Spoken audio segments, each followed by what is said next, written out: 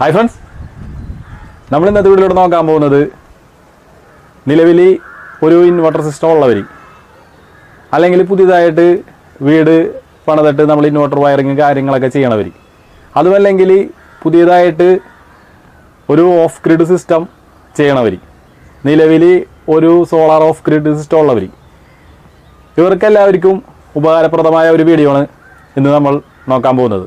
നമുക്ക് ഒട്ടും സമയം കളയാണ്ട് നേരെ വീഡിയോയിലേക്ക് പോകാം. ഞാൻ കിഷിൽ ജോയി, മറ്റൊരു വീഡിയോയിലേക്ക് എല്ലാവർക്കും സ്വാഗതം. നമ്മളെ വീടുകളിലൊക്കെ സാധാരണയായിട്ട് ഇൻവെർട്ടറിൻ്റെ ലൈൻ ഇട്ടേക്കണത് ഒരു സ്റ്റെയർ കേസിൻ്റെ അടിയിലോ അല്ലെങ്കിൽ എന്തെങ്കിലും ഒരു മൂലയിലോ നമ്മൾ പ്രത്യേകിച്ച് ഉപയോഗിക്കാത്തൊരു സ്ഥലത്തായിരിക്കുള്ളൂ ഇൻവെർട്ടറിൻ്റെ ലൈൻ പണ്ടേ മുതൽ ഇട്ടുകൊണ്ടിരിക്കുന്നത്. അപ്പോൾ എന്ന് വെച്ചിട്ടുണ്ടെങ്കിൽ നമ്മളതിനകത്തേക്ക് പെട്ടെന്ന് ഒരു ശ്രദ്ധ വന്നില്ല. അതിനകത്തേക്ക് എന്തെങ്കിലും കംപ്ലൈൻറ്റും കാര്യങ്ങളൊക്കെ വരുമ്പോഴാണ് ചിലപ്പോൾ തന്നെ നമ്മൾ ബാറ്ററി വാട്ടർ തന്നെ ഒഴിക്കാനായിട്ട് മറന്നു പോകും. എന്തെങ്കിലും പ്രശ്നങ്ങൾ വരുമ്പോഴൊക്കെയാണ് നമ്മൾ നോക്കണത്. നമ്മൾ ശരിക്കും പറഞ്ഞിട്ടുണ്ടെങ്കിൽ എന്തിനാണ് നമ്മൾ ഇങ്ങനെ ഒരു ബെഡ്റൂമിലോ അല്ലെങ്കിൽ ഒരു സ്റ്റെയർ കേസിൻ്റെ അടിയിലോ ഈ ഒരു ഇൻവെർട്ടർ അല്ലെങ്കിൽ ബാറ്ററി സിസ്റ്റം സ്ഥാപിക്കുന്നത്? നമുക്ക് ഈ ഒരു ഇതിനാ കുറച്ച് സ്ഥലവും കാര്യങ്ങൾ കിട്ടുകയും ചെയ്യും. അതുപോലെ തന്നെ ഗുരുതരമായ നമുക്ക് കണ്ണിനും അതുപോലെ സ്കിന്നിനൊക്കെ പ്രശ്നമുണ്ടാക്കുന്ന ഹൈഡ്രജൻ സൾഫൈഡ് എന്ന് പറഞ്ഞൊരു വാതകം പ്രൊഡ്യൂസ് ചെയ്യുന്നുണ്ട്.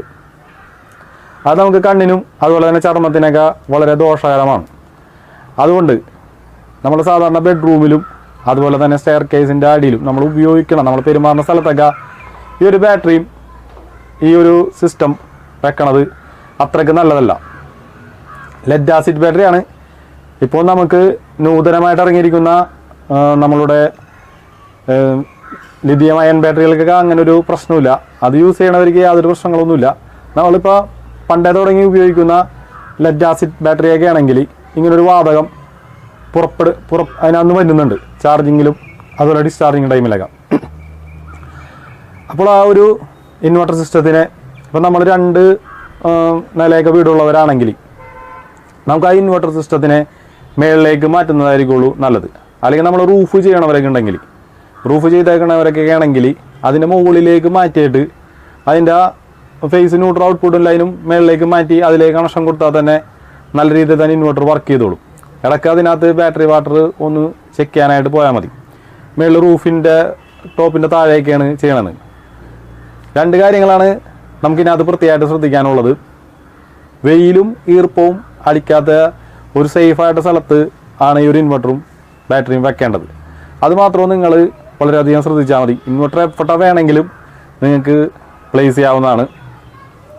ഇനി കള്ളന്മാരൊക്കെ ബാറ്ററിയും ഇൻവെർട്ടർ എടുത്തുകൊണ്ട് പോകുന്നുള്ളതുണ്ടെങ്കിൽ മുകളിൽ ഡ്രസ് വർക്കിൻ്റെ ഒക്കെ താഴേക്കാണ് ചെയ്യണമെങ്കിൽ ഒരു വെൽഡ് ചെയ്ത് ഒരു ക്യാബിൻ പോലെ ഉണ്ടാക്കിയിട്ട് ലോക്ക് ചെയ്ത് അതിൻ്റെ ഉള്ളിൽ വെക്കുക. അതുപോലെ തന്നെ ബാറ്ററി വാട്ടർ മേടിച്ചിട്ട് സൈഡിൽ വെച്ച് കഴിഞ്ഞിട്ടുണ്ടെങ്കിൽ ഇടയ്ക്ക് ചെന്ന് ആ ബാറ്ററി വാട്ടർ ഫില്ല് ചെയ്ത് കൊടുക്കുക. ഈ ഒരു പ്രശ്നങ്ങൾ മെയിനായിട്ട് ഉണ്ടാവില്ല. നമുക്ക് അലർജി പോലത്തെ കാര്യങ്ങളൊക്കെ ഉണ്ടാവാനായിട്ട് മെയിൻ കാരണം ഈ ഒരു നമ്മൾ പെരുമാറുന്ന ഒരു സ്ഥലത്ത് ഈ ബാറ്ററിയും അതുപോലെ തന്നെ ഇൻവെർട്ടർ സിസ്റ്റമൊക്കെ ഇരിക്കണതുകൊണ്ടാണ് ഈ മെയിനായിട്ടുള്ളൊരു പ്രശ്നം വന്നത്. ഇതുകൊണ്ട് 2-3 ഗുണങ്ങളുണ്ട്. അത് നമുക്ക് വീഡിയോയുടെ ഇതിൽ നമുക്ക് പറഞ്ഞു തരാം. അതുപോലെ തന്നെ നമ്മൾ സെൻസിറ്റീവായിട്ടുള്ള നമ്മുടെ വീട്ടിലെ ഉപകരണങ്ങളുടെ താഴെ, അതിപ്പോൾ ചില സ്ഥലത്തൊക്കെ ചെന്ന് കഴിഞ്ഞിട്ടുണ്ടെങ്കിൽ ടിവിയുടെ താഴെയൊക്കെ ഇരിക്കുള്ളൂ ഈ ഇൻവെർട്ടറും ബാറ്ററിയും സാധനങ്ങളൊക്കെ ഇരിക്കുന്നത്. അപ്പോൾ ഒന്നാമത്തെ കേസ് ഇതിൻ്റെ താഴെ തന്നെ നമുക്ക് വൃത്തിയാക്കാനും കാര്യങ്ങളൊക്കെ ഒന്നും പറ്റുമൊന്നുമില്ല. അതുപോലെ തന്നെ ഈ പറഞ്ഞ പോലെ സൾഫ്യൂറിക് ആസിഡ് ഫില്ല് ചെയ്ത ഒരു ബാറ്ററിയാണ് ഇരിക്കുന്നത്. ഇതിനകത്ത് ഗ്യാസ് ഫോം ചെയ്യും. ഈ ഫോം ചെയ്ത് നമ്മളുടെ ഈ സെൻസിറ്റീവായിട്ടുള്ള SMD കമ്പോണൻസുകൾ പോലത്തുള്ള സംഭവങ്ങളിലൊക്കെ ഇത് പിടിച്ചു കഴിഞ്ഞിട്ടുണ്ടെങ്കിൽ വളരെ പെട്ടെന്ന് തന്നെ നമ്മളുടെ ഇലക്ട്രോണിക് അല്ലെങ്കിൽ ഇലക്ട്രിക് ഉപകരണങ്ങളൊക്കെ ഡാമേജ് ആവാനായിട്ടുള്ള സാധ്യതയുണ്ട്. അപ്പോൾ ആ ഒരു കാര്യം പ്രത്യേകം ശ്രദ്ധിക്കുക. അങ്ങനത്തെ അടുത്ത് ഈ ബാറ്ററി, പ്രത്യേകിച്ച് ഈ ലെഡ് ആസിഡ് ബാറ്ററി വെക്കാതിരിക്കുന്നതാണ് ഏറ്റവും നല്ലത്.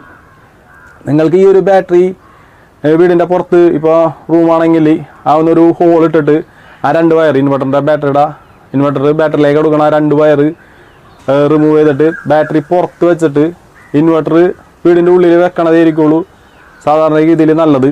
അങ്ങനെ ചെയ്യാൻ സാധിക്കുന്നവർക്ക് അങ്ങനെ ചെയ്യാം. അല്ലെങ്കിൽ വീടിൻ്റെ മുകളിൽ ഇപ്പോൾ ചില സ്ഥലത്തൊക്കെ ആണെങ്കിൽ നമുക്ക് ഷീറ്റ് ഇട്ടിട്ട് അതിൻ്റെ താഴെ വെച്ചാലും മതി. ഇത് നമ്മളെ വീടിൻ്റെ ഉള്ളിൽ തന്നെ വെക്കണമെന്നില്ല. കാറ്റും ഇതൊക്കെ പാസ് ചെയ്യണ സംഭവമാണെങ്കിൽ ഈ ചാർജിങ് ഡിസ്ചാർജിങ് സമയത്ത് നടക്കുന്ന ഈ വാതകങ്ങളിലേക്ക് പ്രൊഡ്യൂസ് ചെയ്യണ കൊണ്ടുള്ള പ്രശ്നങ്ങൾ നമുക്ക് വളരെയധികം പരിഹരിക്കാനായിട്ട് സാധിക്കും. അതുപോലെ തന്നെ നമ്മളിനി ഓഫ് ഗ്രിഡ് സിസ്റ്റം നമ്മൾ ചെയ്യാൻ ഉദ്ദേശിക്കുന്നവർക്ക് വളരെയധികം ഗുണകരമുള്ള കാര്യമാണ് ഈ ഇൻവെർട്ടർ. ഏറ്റവും താഴെ നിലയിലാണെങ്കിൽ നമുക്ക് ഈ സോളാർ പാനലിൻ്റെ ലൈൻ വലിച്ച് താഴെ കൊണ്ടുവരേണ്ടി വരും. അപ്പോൾ ചില സ്ഥലത്തൊക്കെ ആണെങ്കിൽ നമ്മൾ അളന്ന് നോക്കുമ്പോൾ 20-25 മീറ്ററുകളൊക്കെയാണ് ഈ DC കേബിള് നീളം വന്നത്. അപ്പോൾ അങ്ങനെ നീളം വന്നു കഴിഞ്ഞിട്ടുണ്ടെങ്കിൽ തന്നെ നമുക്കതിനകത്ത് വളരെ ഒരു ലോസ് ഉണ്ട്. കണ്ടമാനം നമുക്കതിനകത്ത് ലോസ് ഉണ്ട് ഈ ഒരു ഇത്രയും നീളം വരുമ്പോൾ. അപ്പോൾ എന്ന് വെച്ചിട്ടുണ്ടെങ്കിൽ നമുക്ക് പരമാവധി നീളം നമുക്ക് കുറയ്ക്കുകയാണെങ്കിൽ ഈ ഒരു ലോസ് ഇതിനകത്തേക്ക് ഉണ്ടാവില്ല. അതുപോലെ തന്നെ നമുക്ക് ഈ കേബിളിൻ്റെ വണ്ണം കുറയ്ക്കുകയും ചെയ്യാം. ഇപ്പോൾ നമ്മൾ സാധാരണ രീതിയിൽ ഒരു 6 mm വയറാണ് DC കേബിളാണ് ഇടണമെന്നുണ്ടെങ്കിൽ ഒരു മീറ്റർ വയറിന് ഇപ്പോൾ മാർക്കറ്റ് വില എന്ന് വെച്ചിട്ടുണ്ടെങ്കിൽ 80 രൂപയോളത്തോളം മാർക്കറ്റ് വിലയുണ്ട് നല്ല കേബിളിന്. അപ്പോൾ എന്ന് വെച്ചിട്ടുണ്ടെങ്കിൽ അതിൻ്റെ പ്ലസും മൈനസും എന്ന് വെച്ചിട്ടുണ്ടെങ്കിൽ ഒരു മീറ്ററിന് 160 രൂപയോളത്തോളം വരും. അപ്പോൾ എന്ന് വെച്ചിട്ടുണ്ടെങ്കിൽ അത്രയും വയറ് നമുക്ക് താഴത്തേക്ക് കൊണ്ടുപോയി കഴിയുമ്പോൾ നല്ലൊരു എമൗണ്ട് വരും നമുക്ക് ഈ താഴെ എത്തുമ്പോൾ ഈ ഒരു DC കേബിളിന് മാസം. ആ DC കേബിൾ മേടിക്കുന്ന പൈസ ഉണ്ടെങ്കിൽ നമുക്ക് 2-3 മാസം കറണ്ട് ബില്ല് സുഖമായിട്ട് അടക്കാം. അപ്പോൾ അത് ഒന്നെല്ലാം നമുക്ക് കുറച്ചിട്ട് നമുക്ക് പരമാവധി, അതായത് നമ്മൾ ഈ സോളാർ പാനലും ഈ ഒരു ഇൻവെർട്ടറും ബാറ്ററിയുടെ സിസ്റ്റമൊക്കെ വളരെ അടുപ്പിച്ച് വെക്കുകയാണെങ്കിൽ വളരെയധികം ലോസും കുറയുകയും ചെയ്യും.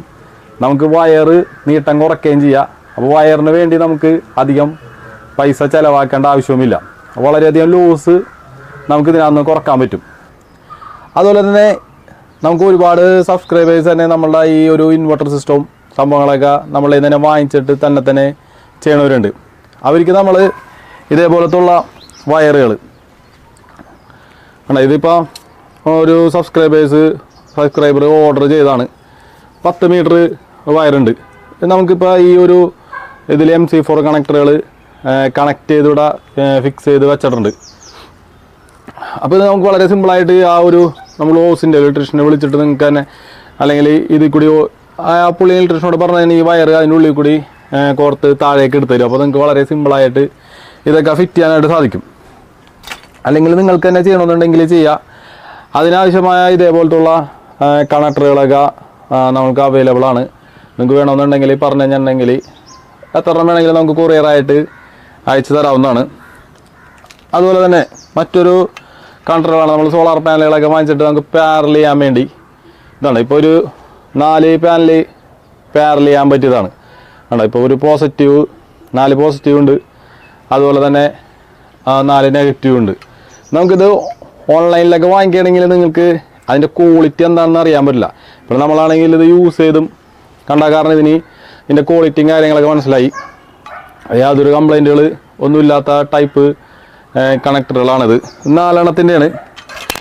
അതുപോലെ തന്നെ ഇപ്പോൾ ഇത് നോക്കുകയാണെങ്കിൽ 3 എണ്ണത്തിൻ്റെ കണക്ടറാണ്. ഇത് പോസിറ്റീവും നെഗറ്റീവും ഇത് രണ്ടും കൂടിയും നമുക്ക് ചേർത്താണ് ലഭിക്കുന്നത്.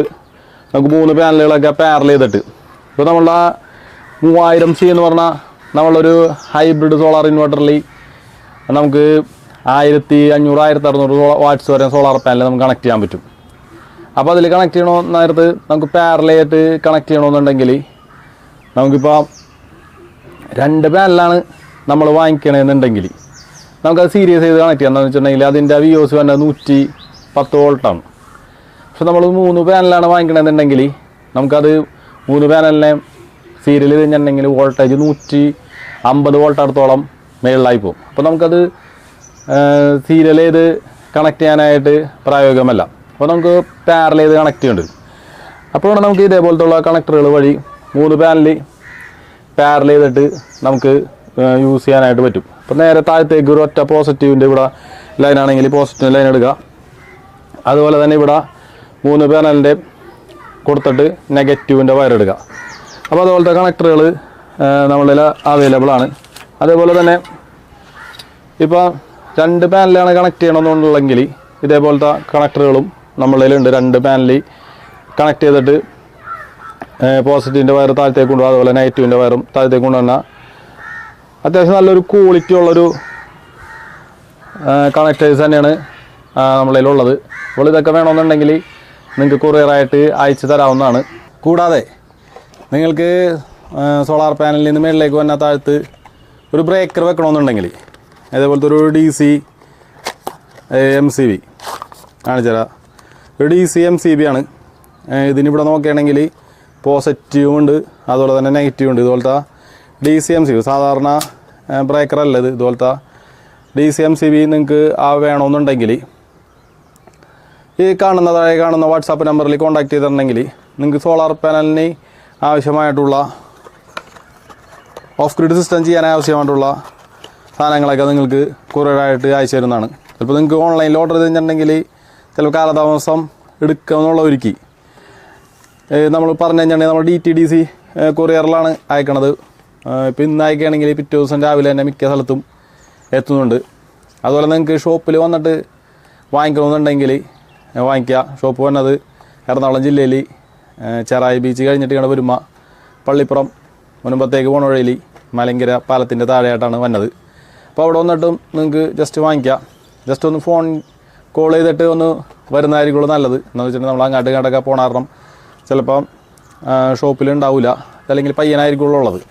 അപ്പോൾ ഞാനുള്ളപ്പോൾ നിങ്ങൾക്ക് വരുന്നതായിരിക്കുള്ളൂ ഏറ്റവും നല്ലത്. അപ്പോൾ ജസ്റ്റ് ഒന്ന് തലേദിവസം ഒന്ന് ഫോൺ ചെയ്യുക വന്നിട്ടുണ്ടെങ്കിൽ. അതുപോലെ നമുക്ക് ഈ വയറുകളൊക്കെ സെറ്റ് ചെയ്ത് വെക്കണമെന്നുണ്ടെങ്കിൽ എത്രയാണ് മീറ്റർ എന്നുള്ള അളവിൽ കട്ട് ചെയ്ത് അതിൻ്റെ ആ എൻഡിൽ നമുക്ക് MC4 കണക്ടറുകളെ കണക്ട് ചെയ്ത് വെക്കാൻ പറ്റും. നിങ്ങൾ പെട്ടെന്ന് വന്നു കഴിഞ്ഞിട്ടുണ്ടെങ്കിൽ ഇത് ചെയ്യാനായിട്ട് ടൈം എടുക്കും. അതുപോലെ നിങ്ങൾ വെയിറ്റ് ചെയ്യേണ്ടി വരും. ജസ്റ്റ് ഒന്ന് കോൾ ചെയ്തിട്ട് വരുന്നതായിരിക്കുള്ളൂ നല്ലത്. അപ്പോൾ ഇത്രയൊക്കെ ഉള്ളൂ ഇന്നത്തെ വീഡിയോയിൽ എന്തെങ്കിലും സംശയം കാര്യങ്ങളൊക്കെ ഉണ്ടെങ്കിൽ താഴെ കമൻറ്റ് ബോക്സിലും അതുപോലെ വാട്സാപ്പിലൂടെയും കോൺടാക്റ്റ് ചെയ്യാവുന്നതാണ്. അപ്പോൾ മറ്റൊരു നല്ലൊരു വീഡിയോ ആയിട്ട് വീണ്ടും കാണുമെന്ന പ്രതീക്ഷയോടെ ഞാൻ കഷിൽ ജോയ്. Bye bye.